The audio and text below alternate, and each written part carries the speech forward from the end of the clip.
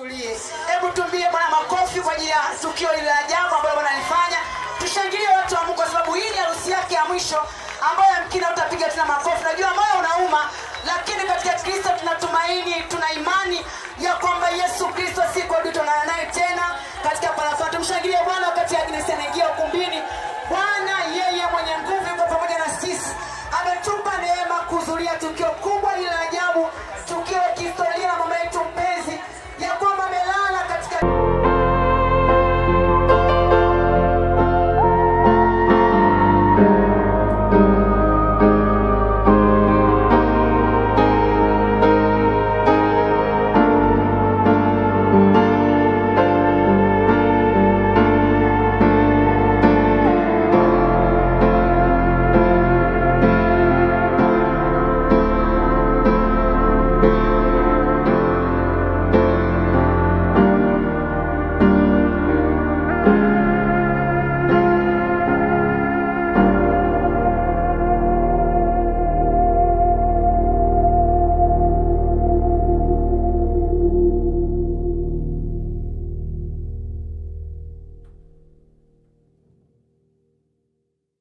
tumshangilie Bwana wakati anakuja mtumishi wa Mungu kwa ajili ya ibada ya mwisho ya mtumishi wa Mungu Agnes Mwemezi.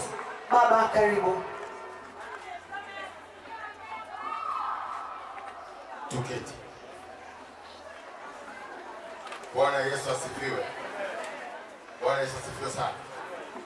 Kwanza nianze kutoa pole kwa wafiwa, familia ya Agnes, watoto, wazazi, marafiki, ndugu na jamaa na jirani, kwa sababu jambo hili linamgusa kila mmoja ndani ya moyo wake. Lakini ni mpango wa Mungu pia, kwa sababu hata katika maandiko ndivyo neno linavyotuongoza. Nataka kwa muda mfupi tuweze kutafakari kwa pamoja lile ambalo limetukusanya wote mahali hapa.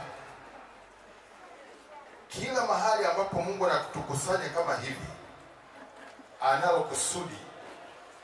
Kusudi la kwanza ni lile ambalo tunasindikiza mpendwa wetu na kwenda kumlaza katika nyumba yake ya milele. Lakini pili, kuna kusudi kwa ajili ya kila mmoja binafsi. Wewe ambaye umekuja hapa, ndugu yetu mpendwa amemaliza mwendo wake salama, na kama jinsi ambavyo tunashuhudiwa na kusikia shuhuda nyingi hapa, jinsi ambavyo maisha yake yalikuwa ni maisha ya kumpenda Mungu na kumtumikia Mungu.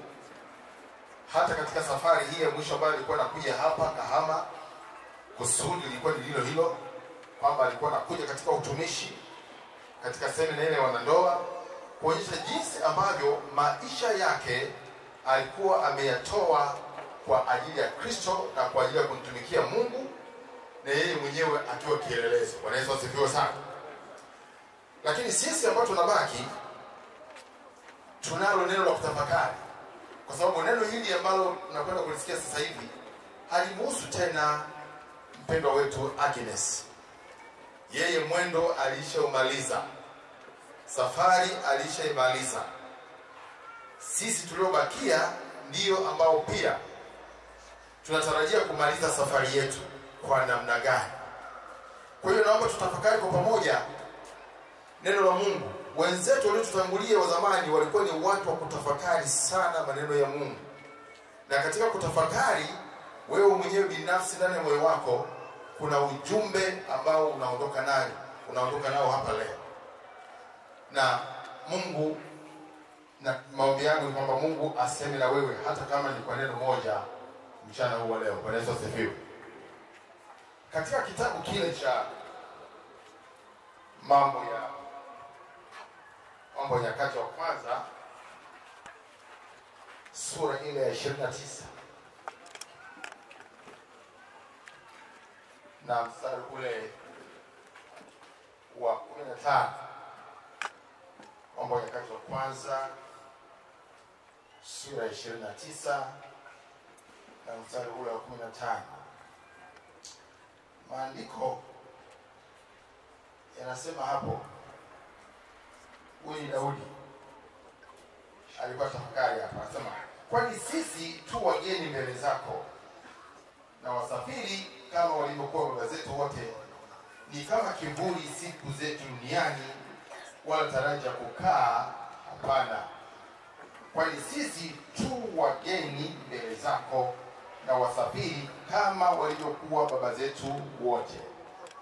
Haya ni maneno ya Daudi, mtumishi wa Mungu ambaye pia alikuwa ni mfalme, akiwa anazungumza jinsi ambavyo maisha yetu wanadamu duniani ni kama wageni, ni kama wasafiri. Na kama wanadamu duniani ni wageni, mgeni maana yake ni kwamba atakuwa ni mwenyeji wa mahali fulani. Lakini leo anaweza kuwa ni mgeni katika mji huu wa Kahama. Wengine tumekuja hapa Kahama ni wageni, lakini baada ya hapa tunarudi kwenye wenyeji wetu. Kuna mahali sisi ni wenyeji. Ndio maana Daudi anasema kwamba sisi ni wasafiri, tena ni wageni mbele zako. Sasa kama tuna wasafiri, tunasafiri tunaenda wapi? Sisi ni wageni hapa duniani, wenyeji wetu uko wapi? Kuna maneno ambayo tunatakiwa kutafakari hapa ili kujua kwamba neno hili ambalo Daudi alilitamka alikuwa ana maana gani. Wageni, wageni wa nani? Alafu wenyeji wetu ni wapi? Wasafiri, tunatoka wapi? Tunakwenda wapi? Kuna maneno ya kutafakari, kwa sababu Daudi alikuwa anazungumza hivyo kwa niaba ya wanadamu wote ambao leo tuko chini ya jua. Bwana Yesu asifiwe. Bwana Yesu asifiwe sana. Maneno haya ya Mungu, ndugu zangu, lazima tupate muda, hata kama ni mfupi. Tafakari, tulia kimya mbele za Mungu. Roho Mtakatifu atakuongoza yeye mwenyewe, hata kama huko mwenyewe unasoma.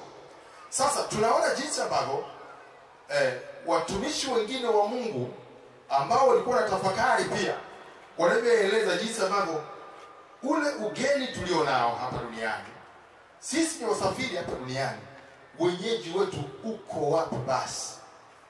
Paulo mtume anatuongoza katika Wafilipi sura ya 3 mstari wa 20 mpaka mstari wa 21. Filipi, kitabu cha Wafilipi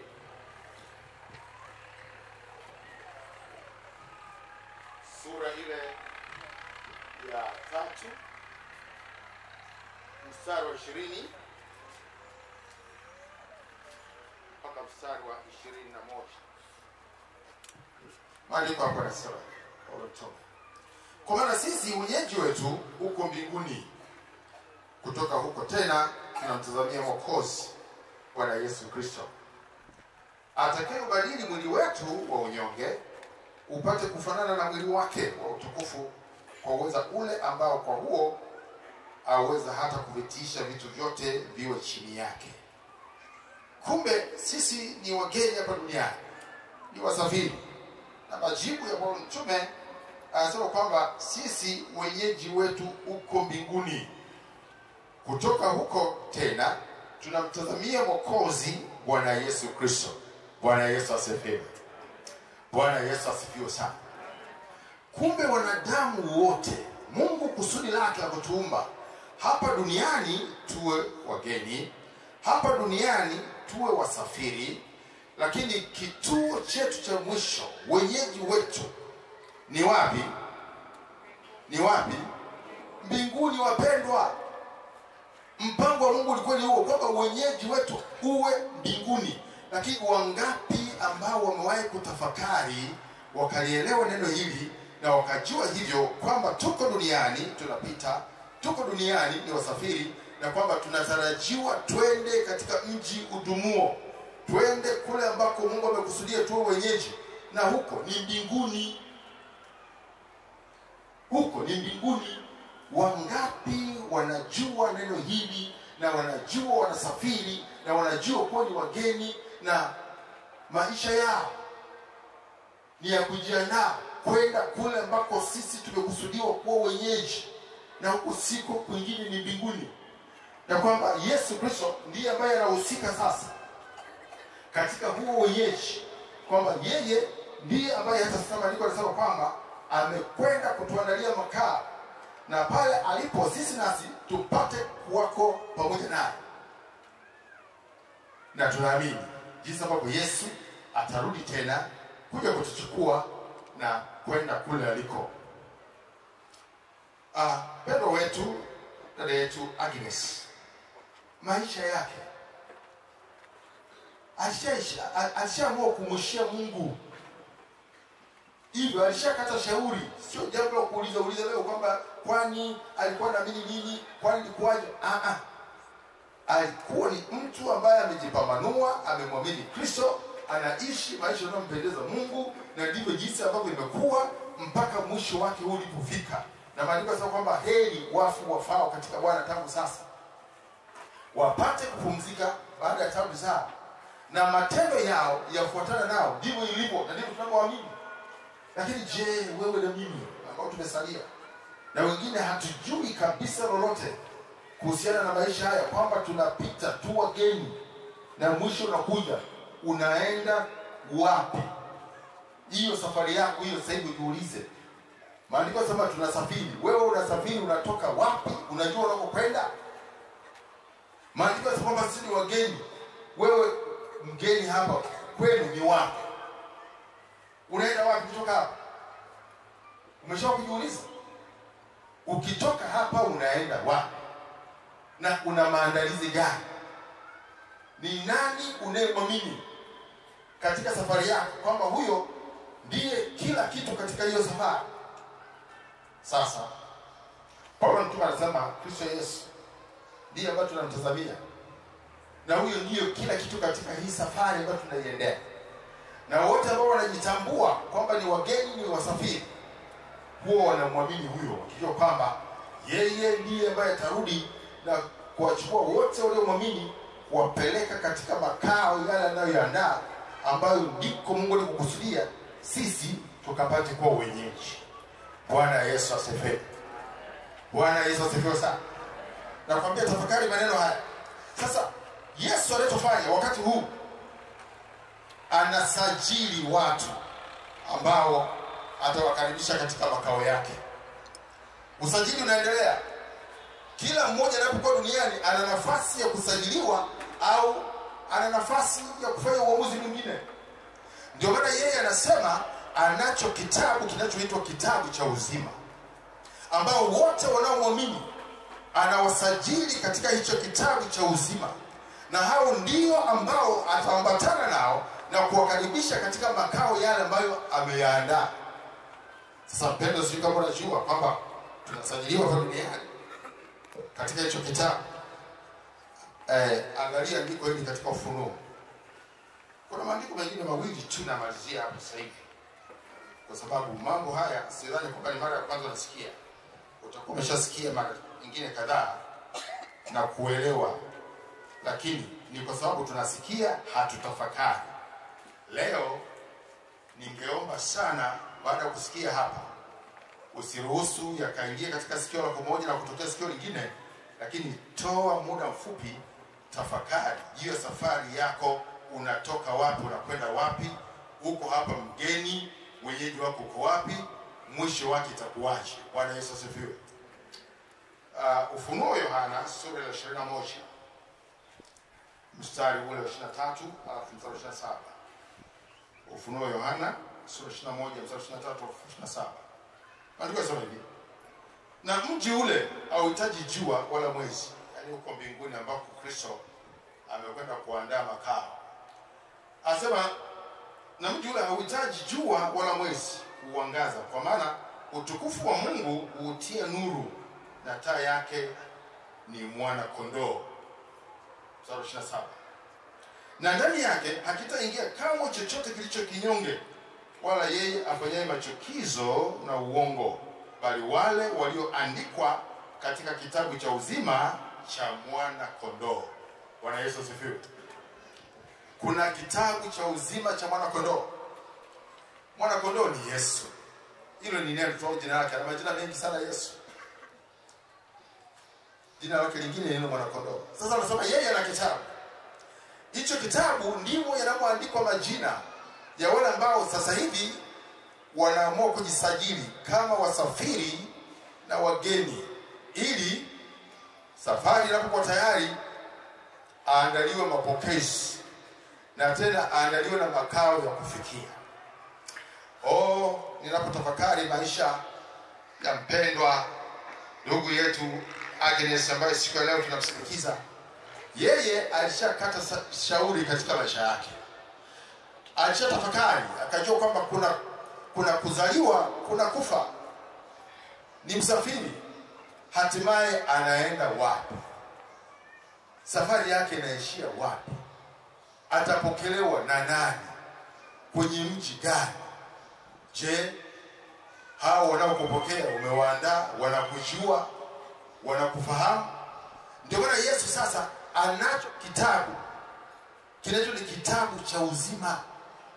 Kitabu hiki cha uzima ni cha wale wote ambao wapo duniani wakati huu, baada ya kutafakari wamefanya uamuzi wa kumwamini Kristo na kuacha dhambi zao na maovu yao.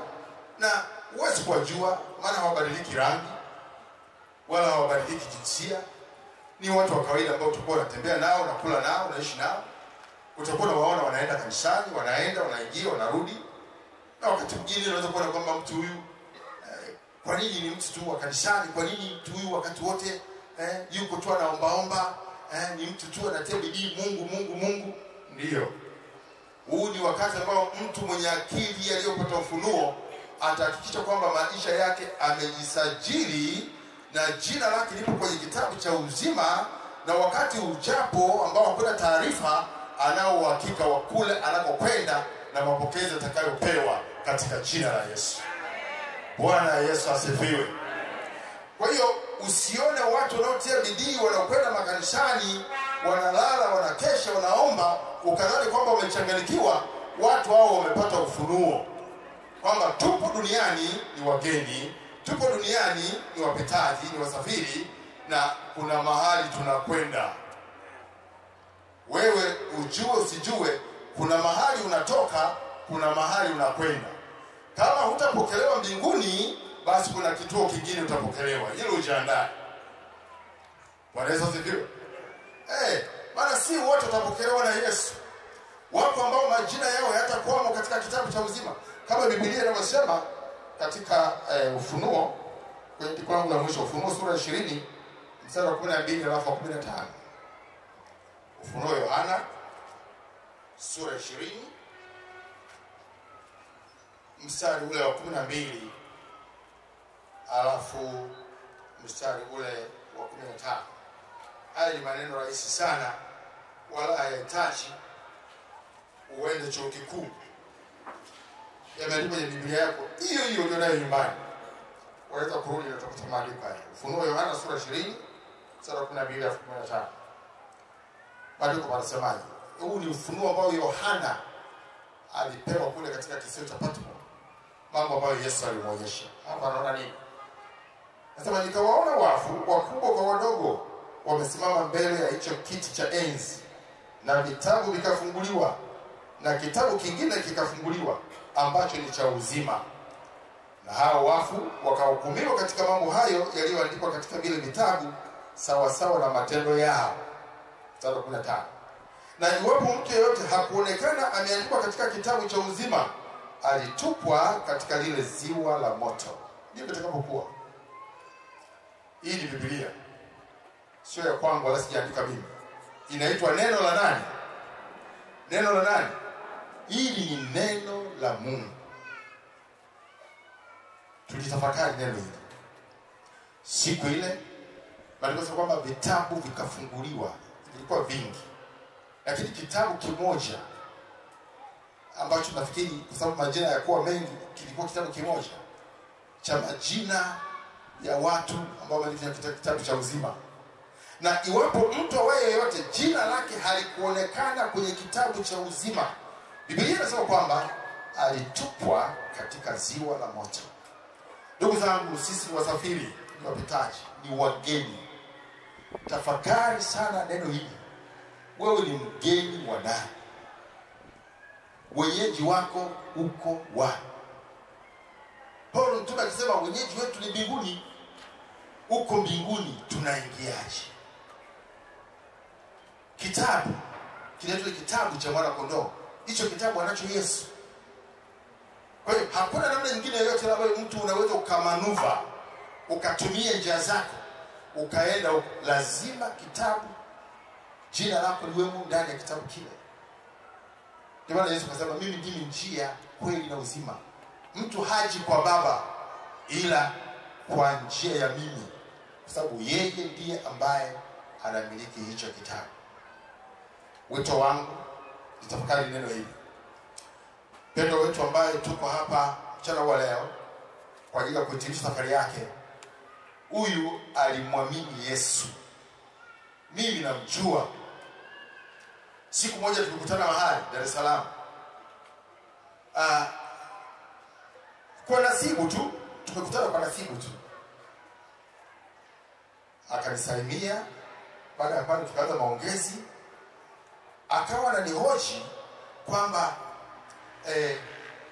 ni chuo gani cha Biblia ambacho anaweza kwenda kusoma lakini pasipo kumlazimu yeye kwenda kuishi huko.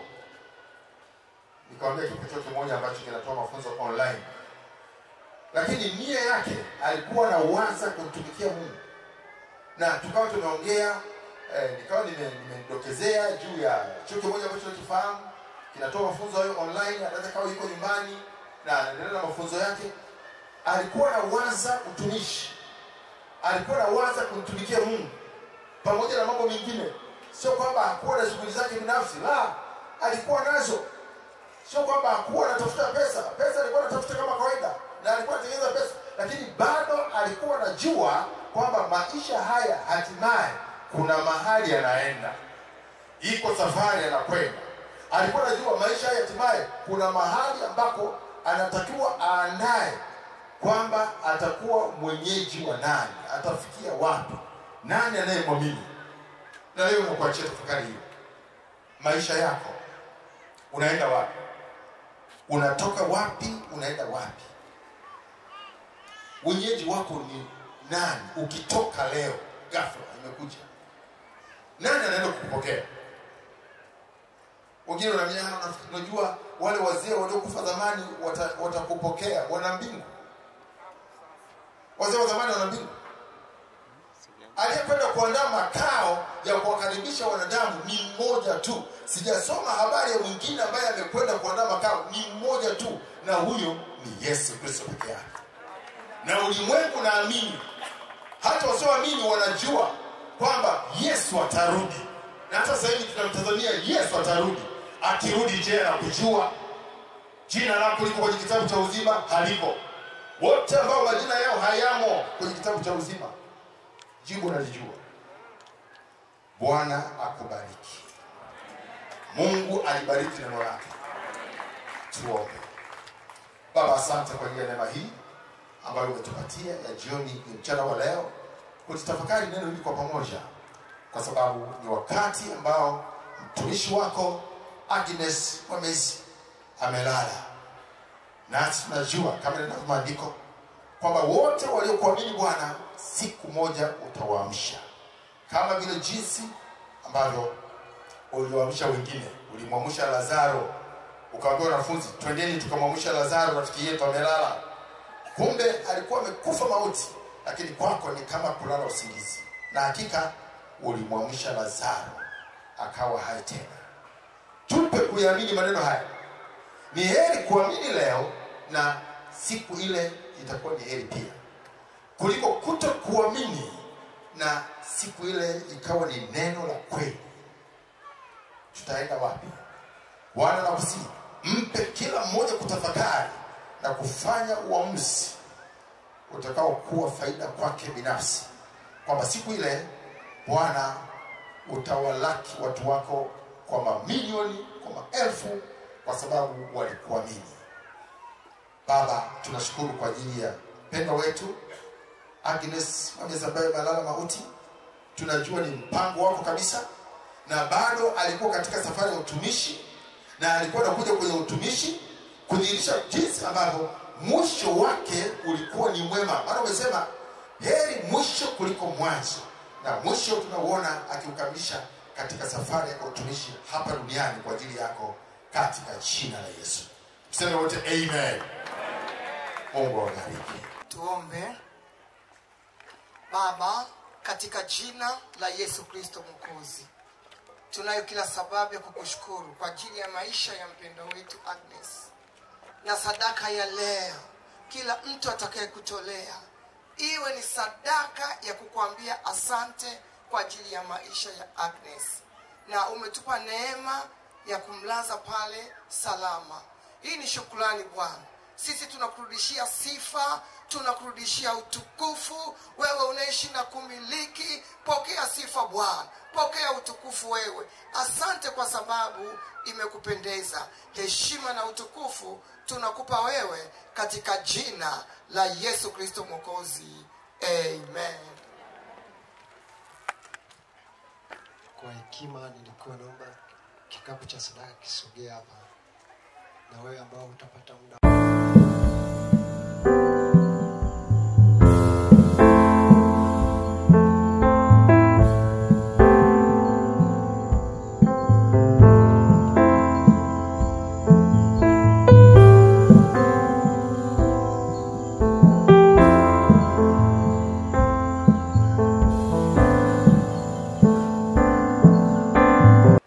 Yesu asifiwe.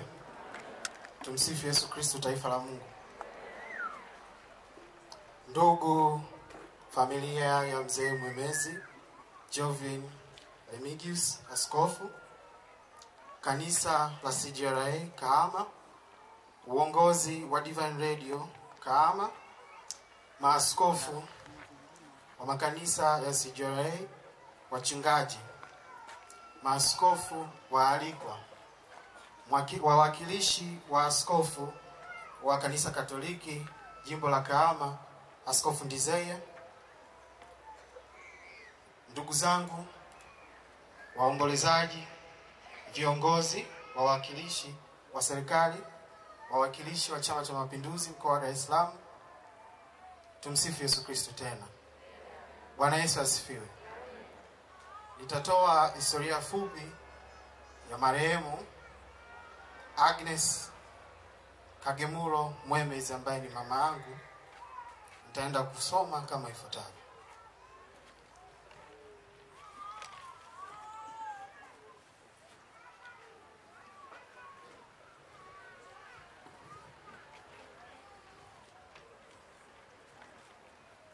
Ifuatayo ni historia fupi ya mpendwa wetu Kagemulo Agnes Mwemezi. Kuzaliwa. Mpendwa wetu Agnes alizaliwa tarehe 17 mwezi wa 5 mwaka 1959 katika kijiji cha Kishanje, tarafa ya Bugabo, Bukoba vijijini, katika hospitali ya serikali ya Bukoba Manispaa. Elimu. Mpendwa wetu Agnes alianza elimu yake ya msingi Iliua Bukoba vijijini, na baadaye akahamia katika shule ya msingi Mujaga Bunda. Elimu ya sekondari.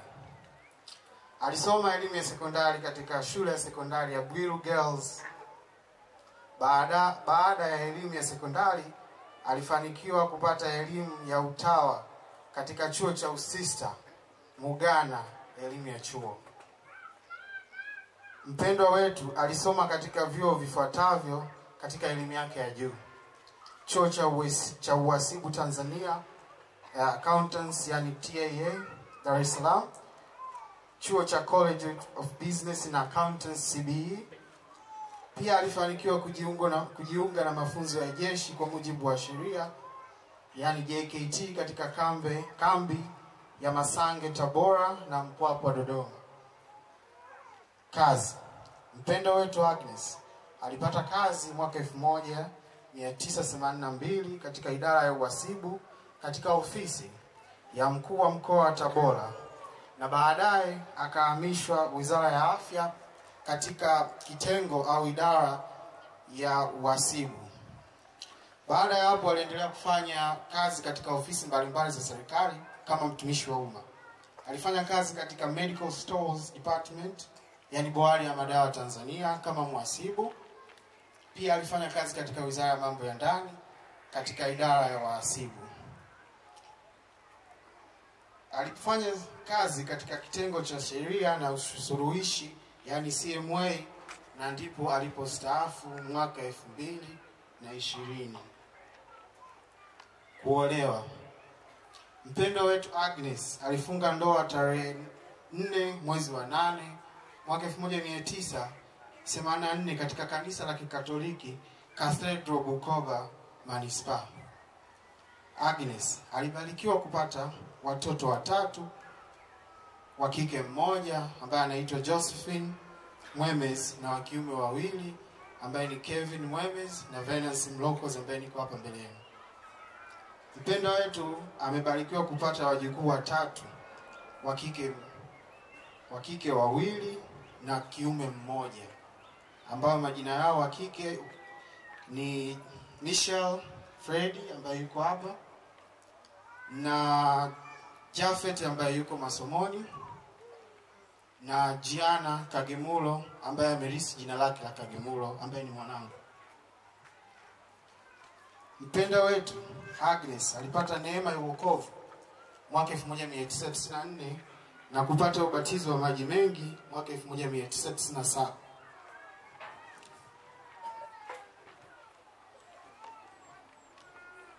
Umauti. Mpendwa wetu Agnes alikutwa na umauti tarehe ambayo haitosahaulika, tarehe 13 mwezi Machi mwaka 2025 majira ya saa 12:45 alfajiri katika hospitali ya Manispaa ya Kahama. Sababu ya kifo ni shinikizo la damu. Shukrani. Familia ya mpendwa wetu Agnes Kagemulo inamshukuru Mungu kwa zawadi ya maisha yote aliyomjalia wakati wa maisha yake. Pia familia inapenda kuwashukuru watu wote wa Manispaa ya Kahama kwa upendo waliouonyesha. Familia pia inatoa shukrani kwa viongozi wa serikali, viongozi wa chama na viongozi wa dini na madhehebu yote katika wilaya ya Kahama. Pia familia inatoa shukrani kwa wanafamilia wote wa kanisa la Christian Gospel Revival Assemblies of God kwa moyo walioonyesha katika kipindi chote cha uhai wake na hata siku ya leo ya kumsindikiza. Familia pia inatoa shukrani kwa wafanyakazi wa taasisi za serikali na taasisi binafsi waliojitoa kwa moyo na muda katika kipindi chote hichi cha kuomboleza na cha kumpumzisha. Familia pia inatoa shukrani kwa ndugu, jamaa na marafiki kwa upendo na ushirikiano wao. Familia pia inatoa shukrani kwa jeshi la polisi waliojitokeza kuongoza msafara mpaka kufika hapa katika ibada hii ya kumpumzisha mpendwa wetu. Kwa shukrani za kipekee kama mwakilishi wa familia, ninawashukuru sana kwa upendo ambao umeuonyesha. Umeonyesha kwamba nyinyi ni watu ambao mnaweza kuwa pamoja na sisi, si tu katika furaha bali katika majonzi. Waswahili wanasema rafiki wa kweli ni katika shida. Niwapongeze sana. Mbele yangu naona wamama wakiwa na ndoto kubwa kwa watoto zao. Mama yangu alikuwa na ndoto kubwa kwangu, sasa hivi hayupo. Na watizama nyinyi kama mama zangu. Msiache kutuombea, msiache kutupenda, msiache kutufundisha sisi watoto tuliobaki. Maaskofu na wachungaji na viongozi wa dini, nawashukuru sana. Tunaomba msituache, muendelee kutuombea, kutufundisha neno la Mungu, maana mama pia alitufundisha neno la Mungu na alitufundisha kukaa kwa umoja, kwa upendo na kushikamana kama ambavyo neno la Mungu linasema. Ndugu zangu ambao tumebaki, ninaomba tuendelee kuishi kwa upendo, kwa mshikamano kama vile ambavyo alikuwa anapenda sisi tuishi. Niwashukuru sana. Nina mengi ya kusema, lakini napenda kusema kwamba uwepo wenu na kujitokeza kwenu kuna muda mmetusaulisha msiba huu. Asanteni.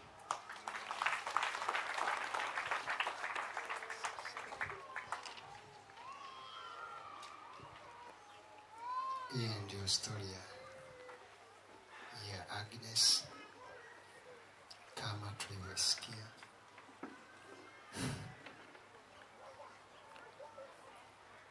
Kwa muda huu wakati kanisa linaandaa maandalizi ya kumwaga Agnes, naomba nitumie wasaa huu kumkaribisha Fabian Ndababonye aweze kutoa salamu za rambirambi, na huko kanisa itakuwa linaandaa mazingira